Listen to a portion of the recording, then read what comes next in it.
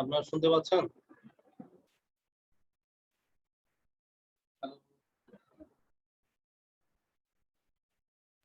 জি sir, শুনতে পাচ্ছি। আমরা কতদিন হচ্ছে বাইসেকশন মেথড দেখছিলাম, তাই না? আজকে আমরা দেখবো হচ্ছে নিউটন র্যাফসন মেথড।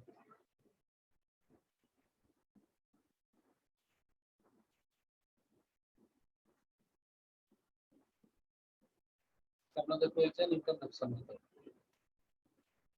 তো এই মেথডটা কিভাবে কাজ করে? এখানে কিছু হিন্টস মানে কিছু কথাবার্তা দেওয়া আছে। ওই যে শুরুতে আমি যেটা বলেছিলাম, কি বলেছিলাম যে এক্স এর এমন দুটো ভ্যালু ধরবো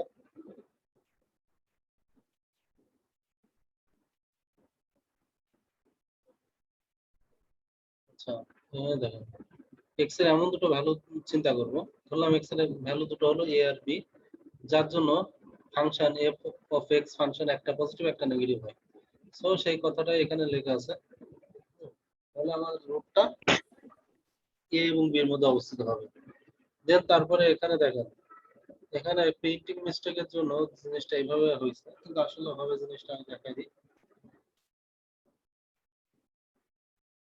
এটা ইজ ইকুয়াল টু এই ডট ডট লাইন গুলো না, এগুলো হচ্ছে প্রিন্টিং মিস্টেক। সো এর বদলে হবে জাস্ট এই বরাবর কি হবে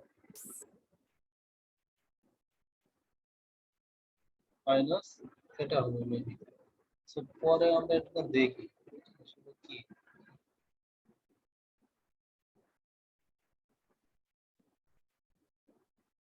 হ্যাঁ এই যে দেখেন দেখছেন এক্স মাইনাস অথবা এটা ঠিক আছে। সো তাইলে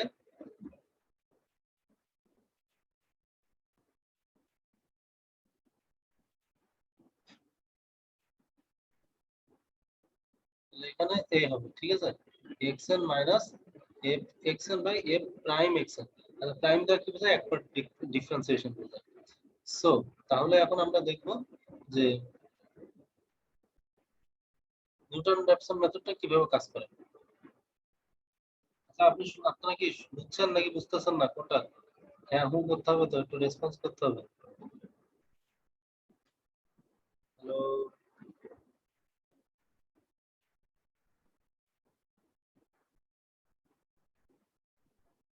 কেউ কোনো কথা বলে না।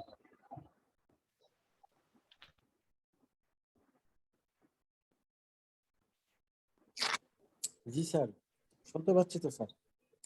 শুনতে পাচ্ছেন? শুধু শুনতে পারলে হবে? আপনাদের এই যে ভিডিও দেওয়ার পর থেকে আপনারা আসলে পার্টিসিপেট করে গেছে যে পরীক্ষার রেজাল্টের সময় দেখবেন, ঠিক আছে, শুধু ভালো লিখলেই ভালো মার্কস পাওয়া যায় না, ক্লাসও করা যায় না, ঠিক আছে। কারণ এমন কোশ্চেন হবে, এরা পার্টিসিপেট যদি এমন হয়, এমন কোশ্চেন হবে তো পরীক্ষায় বসে বসে কাঁদবে, ঠিক আছে। আর আধা ঘন্টা লেট হবে, আর আধা ঘন্টা লেট করে অর্ধেক মাস শেষ। ভালো লিখবেন, টাইম টাইম বেশি করে লিখে ভালো করে জমা দিবেন, আধা ঘন্টা করে জমা দিচ্ছেন না। এই জন্য সবাইকে বললেন যে জয়েন করতে। ক্লাস রেকর্ডিং দিতে চায় না কেন দেখছেন? এখন থেকে তাইলে মনে হবে যে টার্মের পরীক্ষার 4 দিন আগে, 1 সপ্তাহ আগে তাই রেকর্ডিং দিতে হবে। ভাবতেছে যে স্যার তো রেকর্ডিং দিয়ে দেবে, ক্লাস করলেও কি না করলেও কি, তাই তো নাকি? না স্যার, আসলে স্যার এরকম হয় না স্যার। ক্লাসে হ্যাঁ, আসে স্যার, হয়তো একটু সমস্যা নেই। এখন আসবে না তো ভাই। 80-90 জন 100 জনের ক্লাসে মাত্র 10 জন প্রেজেন্ট যদি থাকে, পরীক্ষার খাতা দেখার সময় আমার 6টা সাবজেক্টের খাতা আমার 600 খাতা। তো তাহলে এভারেজ আমার প্রত্যেকটা স্যার তো নামাজে আছে স্যার সম্ভবত।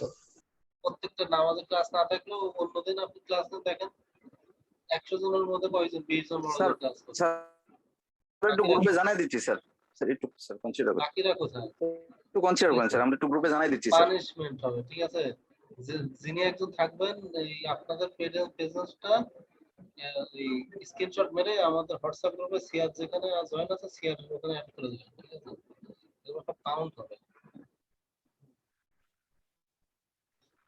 স্যার একটু কনসিডার করেন স্যার, আমরা দিচ্ছি স্যার একটু। হ্যাঁ,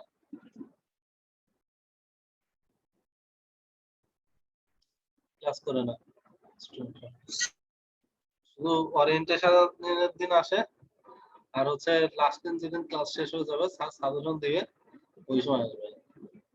কিন্তু স্যাররা তো চান না এইসব ধাপ পার করে এসছে, ঠিক আছে, ওগুলো করে লাভ নাই।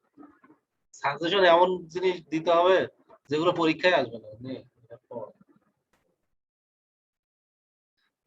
তাইলে তো সারাদিন সারা জীবন কয়েক এই 10 জন স্টুডেন্ট ক্লাস করবে, এরা ভালো মার্কস পাবে না, তো যারা রেকর্ডিং থেকে ক্লাস করে তারা ভালো মার্কস পাবে। কোর্সের এমন হবে চোখ চোখ দিয়ে পানি বের হয়ে যাবে।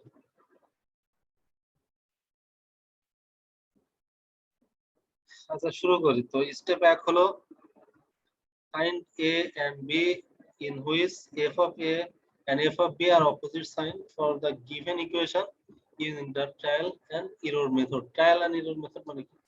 এই কথাটা কিন্তু গতদিন আমি বলেছিলাম যে আমরা ফাংশনের f of x একটা ফাংশন, এই ফাংশনের মধ্যে x এর এমন দুটো মান বিবেচনা করব যার জন্য ফাংশনের মান একটা যাতে পজিটিভ হয় আর একটা যাতে নেগেটিভ হয়। সেই কথাটা বলছে যে আমি ধরলাম x এর মান দুইটা হলো একটা a আর একটা b, তাহলে এখন ফাংশন হবে একটা f of a আর একটা হবে ফাংশন f of b। তাহলে এই ফাংশন দুটো অপোজিট সাইন হবে। দেখছেন কথাটা বলছে অপোজিট সাইন। সো এই 2 নম্বর কথা বলছে কি, তাহলে যদি আমার এই জিনিসের মধ্যে আমি এই জিনিসটা যদি স্যাটিসফাই করে তখন আমি বলতে পারবো যে আমার রুটের ভ্যালুটা বা x এর ভ্যালুটা a এবং b এর মধ্যে অবস্থিত হবে, ঠিক আছে। কিন্তু a এবং b এর মধ্যে কোথায় হবে তখন দেখতে হবে চেক করে। দেখেন এখান থেকে কিন্তু পার্থক্য শুরু হয়েছে। তখন দেখতে হবে যে f অফ a এবং f অফ b এই দুটো ভ্যালুর মধ্যে কোনটা শূন্যের খুব কাছে, ঠিক আছে। তো এখানে ধরলো যে ধরেন f এর ভ্যালুটা শূন্যের খুব কাছে, তাহলে আমাদের x এর ভ্যালুটা হবে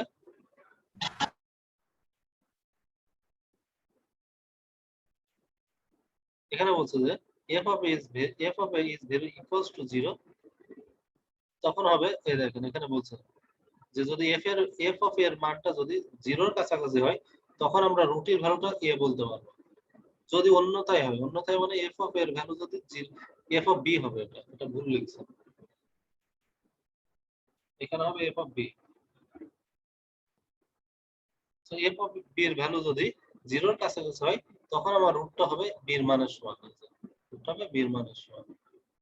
এই দুটো লাইন কি বোঝা গেছে নাকি বোঝা যায় না বলতে হবে। 1 নম্বর লাইনটা তো গত ক্লাসের লাইন, 2 নম্বর লাইনটা একটু ভিন্ন, ঠিক আছে। যতটুকু বুঝছেন এতটুকু বুঝলেই হবে, দেন এক্সাম্পল করব তো তখন আরো ক্লিয়ার হয়ে যাবে। এটা বুঝছেন কিনা এই দুটো লাইন কিছু মাথায় গেছে কিনা? জি স্যার।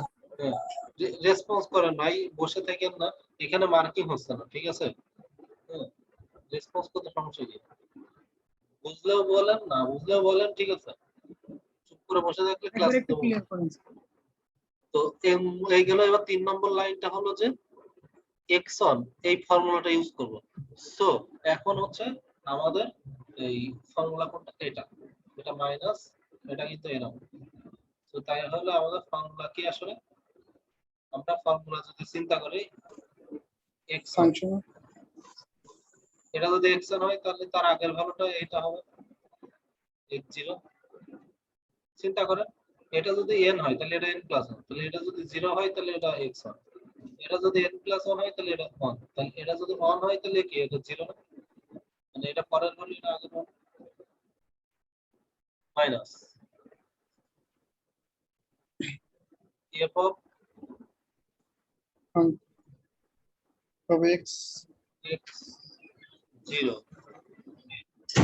কারণ আমরা তো এখন এই ভ্যালুটা পাচ্ছি চাই, তাহলে আমরা এখন এই আগের ভ্যালুটা তো মান বসাবো, ঠিক আছে ভাই।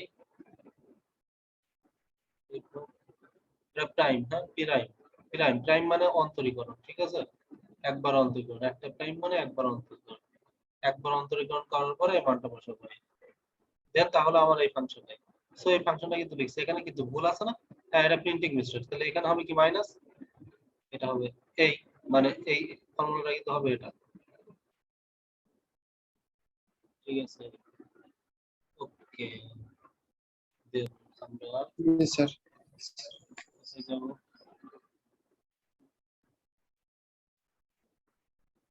এবার এইভাবে x1 এর মান পাইলাম, একই রকম ভাবে x2 এর মান বের করব। x2 এর মান যখন আমি বের করব, তখন দেখেন x2 এর মান যখন বের করব তখন আগের ভ্যালু হবে x1, তখন এগুলো তো হবে x1 x1, বুঝতেছেন?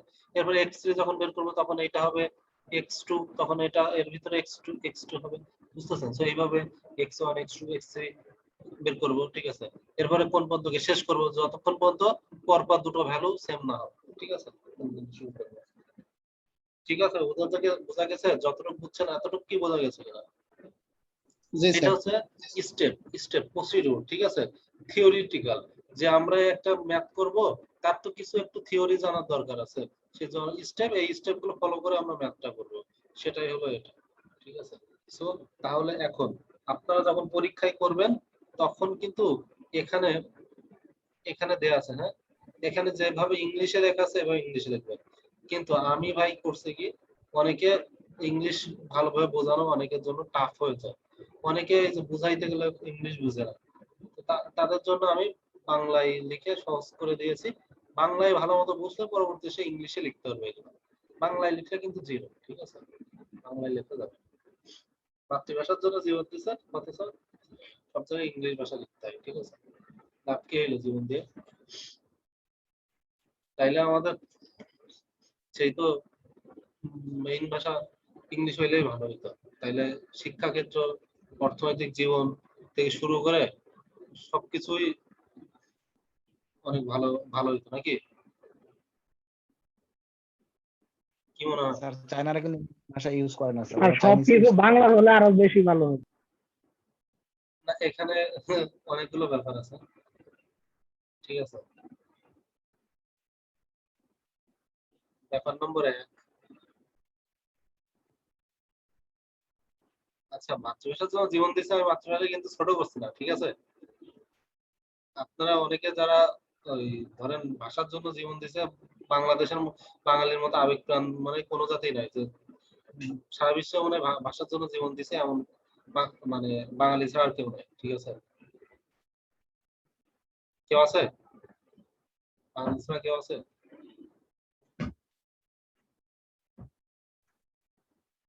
বাঙালি ছাড়া কেউ আছে নাকি?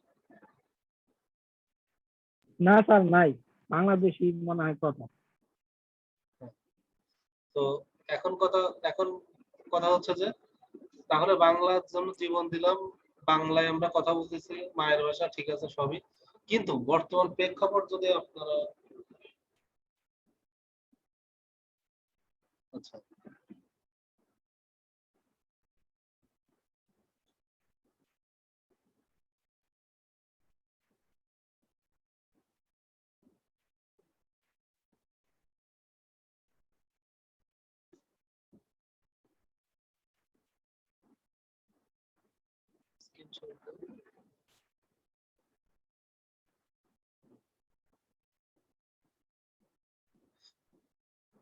যেটা বলতেছিলাম